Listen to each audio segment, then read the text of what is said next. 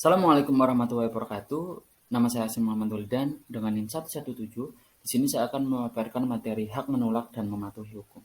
Langsung saja, hak menolak hukum. Hugo Adam Pidau dalam bukunya Civil Disobedience in Focus berpendapat bahwa pembangkangan warga berarti tidak mematuhi hukum dengan alasan yang tepat atau tidak baik. Hal ini merupakan persoalan lama suatu kisah klasik Yunani kuno tentang pembangkangan Prometheus terhadap Zeus yang sengaja dilakukan agar sang dewa memberikan api kepada manusia. Terlepas dari faktor historis yang dengan jelas memperlihatkan pembangkangan terhadap hukum yang berlaku, sikap tidak mematuhi hukum itu sendiri merupakan isu politik kontroversial. Penolakan terhadap hukum bagi masyarakat politik merupakan taruhan yang sangat berbahaya karena mengancam otoritas negara secara langsung yang dapat berujung pada instabilitas berkepanjangan.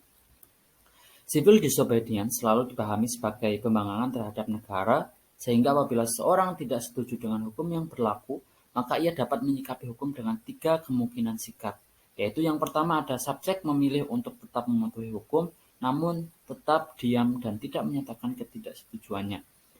Takut akan hukum atau rasa tidak nyaman atas kritik dari pihak lain seringkali menjadi alasan untuk bersikap diam terhadap hukum yang tidak adil. Kemudian yang kedua, subjek memilih untuk tetap mematuhi hukum namun setelah menyalurkan ketidaksetujuannya. Hal ini tidak bisa disebut sebagai civil disobedience karena tidak ada tindakan melawan hukum selain pernyataan ketidaksetujuannya.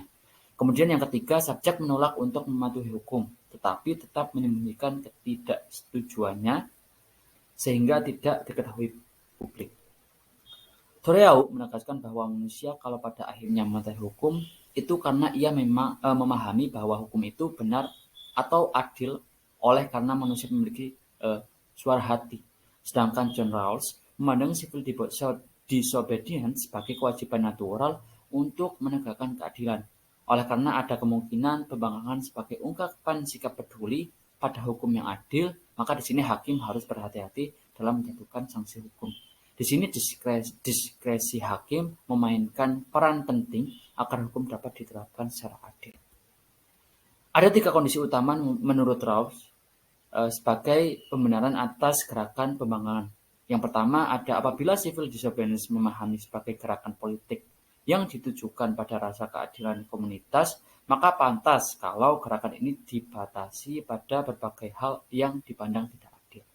Kemudian yang kedua, civil disobedience dapat dibenarkan ketika berbagai upaya yang dilakukan dengan kehendak baik untuk memperbaiki keadaan tidak mendapatkan respon yang baik dari penguasa.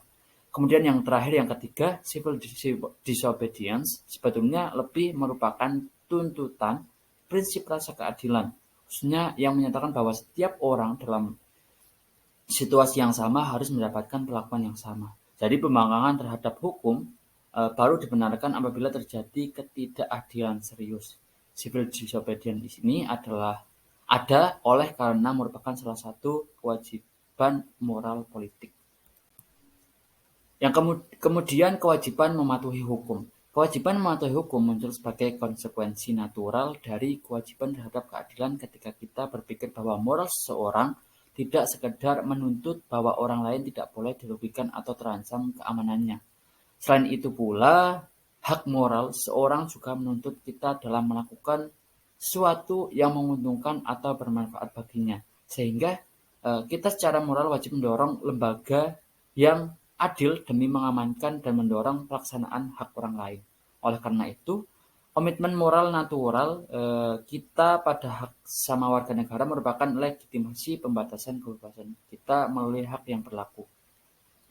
Voluntarisme sebagai refleksi dari etika The Good Samaritan, seorang Samaria yang dilukiskan sebagai figur yang baik hati dengan membantu seorang Yahudi yang notabene musuh dari suku Samaria. Hal ini memberi ruang pada negara untuk melakukan paksaan hukum tanpa harus mendapat persetujuan dari warga negara.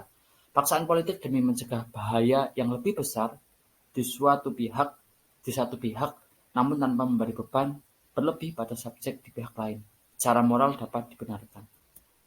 Selain kewajiban untuk patuh pada hukum menjadi penting bagi individu untuk mengamankan kepentingannya sendiri. Akan tetapi kepatuhan subjek terhadap hukum ini juga merupakan bentuk tanggung jawab terhadap kepentingan bersama. Sekiranya itu yang dapat saya sampaikan. Kurang dan lebihnya mohon maaf. Saya akhiri. Wassalamualaikum warahmatullahi wabarakatuh. Terima kasih.